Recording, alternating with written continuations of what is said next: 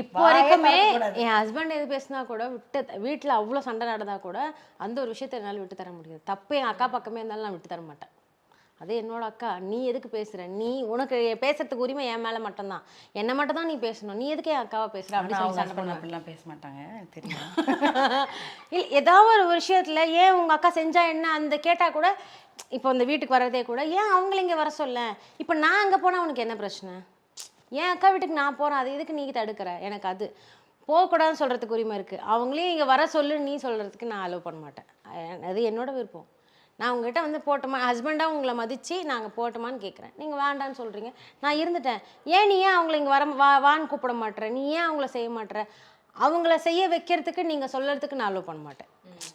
என் husband அது வரைக்கும் அந்த மாதிரிலாம் பண்ணதில்லை. சொன்னால் செம்ம அடி விழன்னு வச்சுக்கோங்க. அந்த இடத்துல நீங்க போய் தடுத்து நிறுத்திடுவீங்கல்ல? அதெல்லாம் அப்போ பிரச்சனை இல்லை. அவளுக்கு ஒரு ரிலாக்ஸேஷன் 4 போடுறது